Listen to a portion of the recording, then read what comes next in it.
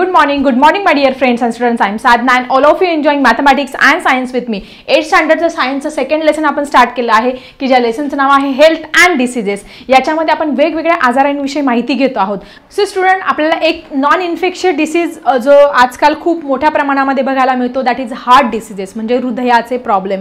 Heart attack येत असतो, बीपीचा problem असतो, हृदयासंदर्भात अनेक आजार आपल्याला बघायला मिळतं. हा पण काय आहे, एक नॉन इन्फेक्शियस डिसीज आहे. So student, what is heart disease? हृदयाचे आजार नक्की काय आहे समजून घेऊया. Efficiency of heart decreases due to decrease into the blood supply on the heart. Therefore the oxygen and nutrient do not get properly to our heart, and that's why heart muscles having the so much stress, they have to perform more function. In that case there is a pressure on heart and we have the heart attack. काय होत असतं? आपण म्हणतो हृदय विकाराचा झटका आला, त्या व्यक्तीला हृदय विकाराचा झटका आला आणि त्याचा मृत्यू आला. फर्स्ट अटॅक आला, दुसरा अटॅक आला. नक्की काय होत असतो? म्हणजे आपलं जे हृदय आहे की जे महत्त्वाचं आपलं जे ब्लड आहे ते पंप करण्याचं काम करत असतं. संपूर्ण शरीराला रक्तपुरवठा शुद्ध रक्तपुरवठा पोहोचवण्याचं काम करत असतं. अशुद्ध रक्त तिथून वाहून आणत असतं, परत ते शुद्ध करत असतं. ही जी कंटिन्युअस सायकल आहे, आपण आपल्या हृदयामुळे जिवंत आहोत.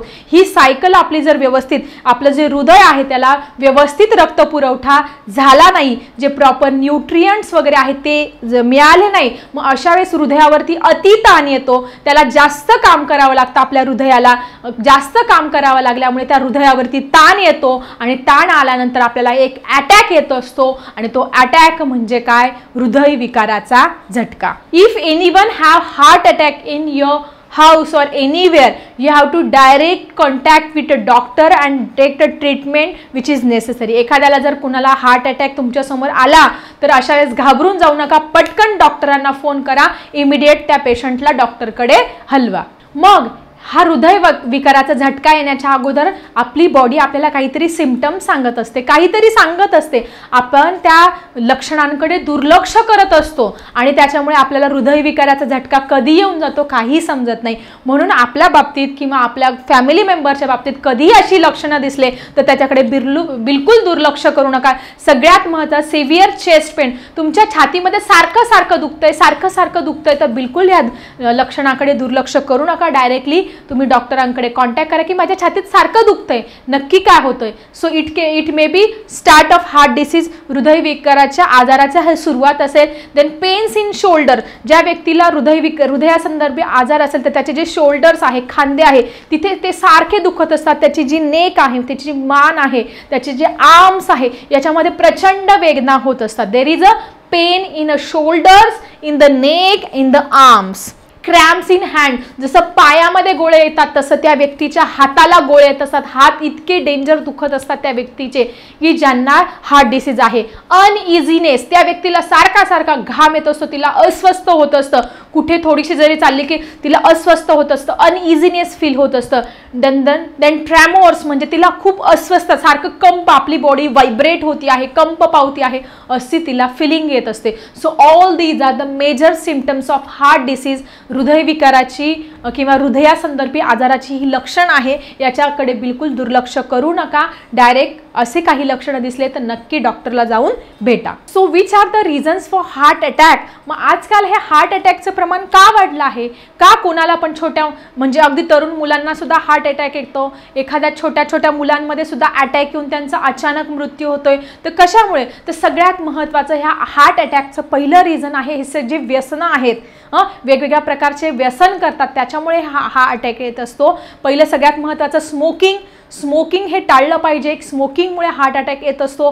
अल्कोहोलिझम, म्हणजे जास्तीत जास्त अल्कोहोल कन्झ्युम केलं, दारू पिली किंवा अल्कोहोल घेतलं, याच्यामुळे सुद्धा हार्ट अटॅक येत असतो. डायबिटीज, त्या व्यक्तीला डायबिटीज आहे, तिच्या ऑलरेडी बॉडीमध्ये हार्मोनल इम्बॅलन्स आहे, शुगर लेवल ही वाढते कमी होते, त्या व्यक्तीला सुद्धा काय होत असतो? हार्ट अटॅक येत असतो. हायपर टेन्शन, त्या व्यक्ती सतत नेहमी टेन्शनमध्ये राहत असेल तर तिला सुद्धा हार्ट डिसीज किंवा हार्ट अटॅकचं प्रमाण हे वाढू शकतो, त्या व्यक्तीमध्ये येण्याचं प्रमाण हे वाढू शकतं. ओबेसिटी, ती व्यक्ती अतिशय लठ्ठ असेल, खूप जास्त त्या व्यक्तीचं वजन वाढलं असेल, तर त्या व्यक्तीने फिजिकल एक्सरसाइज करून वजन कमी केलं पाहिजे. अशा व्यक्तींमध्ये सुद्धा हार्ट अटॅकचं प्रमाण हे जास्त असतं. लॅक ऑफ फिजिकल एक्सरसाइज, जर तुम्ही जागीच बसून राहत असाल, व्यायाम करत नसाल, तर त्यावेळेस पण तुम्हाला हार्ट अटॅक येऊ शकतो. Then hereditary, in some cases काही अनुवंशिक सुद्धा असू शकतं की आजोबांना हार्ट अटॅक येत होता तोच मुलांमध्ये, म्हणजे कधी कधी अनुवंशिक सुद्धा हे असू शकतं. मेंटल स्टेट, कधी जास्त ताणतणाव असेल त्याच्यामुळे सुद्धा हार्ट अटॅक येऊ शकतो. नंतर खूप जास्त तुम्ही त्रागा करत असाल, खूप रागराग करत असाल, चिडचिड करत असाल, तुम्ही अस्वस्थ राहत असाल, तर ह्या सगळ्या गोष्टींमुळे काय होत असतं, हार्ट अटॅक हा येत असतो. सो आपल्याला हा हार्ट अटॅक येऊ नये म्हणून ह्या सगळ्या गोष्टींपासून आपण दूर राहिलं पाहिजे. Then we have to see the different type of surgeries on heart disease. आजकाल हृदयासंदर्भात वेगवेगळ्या सर्जरी निघाल्या आहे. याचा पेपरला तुम्हाला 4 मार्काला प्रश्न विचारला जात असतो. Which are the different heart diseases, which are the different surgery और which are the different ways to prevent us from the heart attack. Heart attack येऊ नये म्हणून किंवा हार्ट डिसीज झाला असेल तर काय काय त्याच्यावरती उपाययोजना आजकाल आहेत, त्याच्यावरती तुम्हाला हा फ्लो चार्ट आहे. तर सगळ्यात महत्त्वाचं तुम्ही ऐकलं असेल angioplasty. This is the most important interesting information आहे, तुम्ही ही जाणून घ्या, त्याच्यावरती नोट्स काढा. नंतर बायपास सर्जरी करत असतात हार्ट डिसीज असेल तर, ओपन हार्ट सर्जरी सुद्धा आहे. देन हार्ट ट्रान्सप्लांटेशन, डायरेक्ट हृदय प्रत्यारोपण, दुसऱ्या व्यक्तीचं हृदय काढून हार्ट ट्रान्सप्लांट पण करत असतात. इन्स्टॉलेशन ऑफ स्टेंट्स त्या व्यक्तीच्या हृदयामध्ये हे करत असतात. देन इन्स्टॉलेशन ऑफ पेसमेकर, एक छोटीशी चिप असते ती पण हृदयामध्ये काय करतात, ट्रान्सप्लांट करत असतात, ती चिप टाकत असतात, पेसमेकर म्हणतात त्याला. सो अशा पद्धतीने हार्ट डिसीजवरती हे सगळे उपाय आजकाल अवेलेबल आहेत. तर तुम्ही ह्या फ्लो चार्ट छानपैकी 5 टाइम्स तुमच्या नोटबुकमध्ये काढा आणि हे नक्की ओपन हार्ट सर्जरी काय आहे, बायपास सर्जरी काय आहे, अँजिओप्लास्टी काय आहे किंवा पेसमेकर काय आहे याची इन्फॉर्मेशन मिळवा आणि तुमच्या नोटबुकमध्ये लिहा. So first aid for heart disease, जर तुमच्यासमोर एखाद्या व्यक्तीला हार्ट अटॅक आला आहे, मग अशा वेळेस तुम्ही काय कराल? मग एक विद्यार्थी म्हणून आपल्याला काही जे प्रायमरी फर्स्ट एड आहे ते माहिती पाहिजे. फर्स्ट घाबरून जाऊ नका, रिलॅक्स. फर्स्ट कॉल 108 ॲम्ब्युलन्स, लगेच तुम्ही तुमचा फोन काढा, फोनवरतून 108 ॲम्ब्युलन्सला फोन लावा. चेक द कॉन्शियसनेस, ती व्यक्ती सुदित आहे का, की शुद्धीवर आहे का, ती चेक करा. तिचे जे शोल्डर्स आहेत ते हलवून बघा, ती व्यक्ती आहे का हे चेक करा. Then what you have to do, त्या व्यक्तीला एखाद्या सपाट पृष्ठभागावर, कडक पृष्ठभागावरती झोपवा आणि COLS ही टेक्निक्स तुम्ही तिथे वापरू शकतात.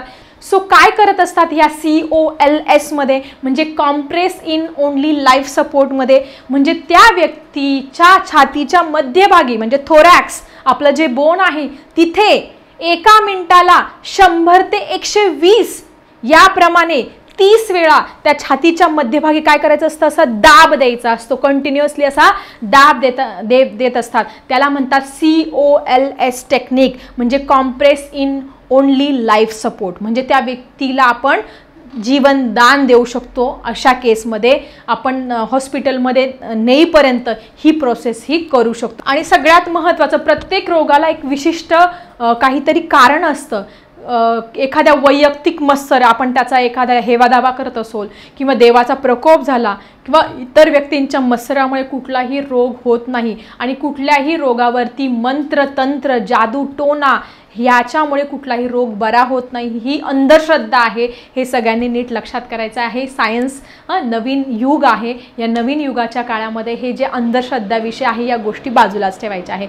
सो अशा पद्धतीने आज आजच्या या व्हिडिओमध्ये आपण कॅन्सर, त्यानंतर हार्ट डिसीज काय आहे, डायबिटीज काय आहे हे छानपैकी जाणून घेतलं. कसा वाटला आजचा व्हिडिओ जरा कमेंट बॉक्समध्ये लिहायला विसरू नका. आणि सगळ्यात महत्त्वाचं, कमेंट बॉक्समध्ये मला नक्की आन्सर लिहा की तुम्हाला जर हार्ट डिसीज झाले असेल तर त्याच्यावरती कुठले कुठले उपाय आहे, अँजिओप्लास्टी वगैरे ते जरा क्रमाने मला कमेंट बॉक्समध्ये लिहायला विसरू नका. चला भेटूया अशाच इंटरेस्टिंग टॉपिकसह नेक्स्ट व्हिडिओमध्ये. आता मी थांबते. Bye everyone.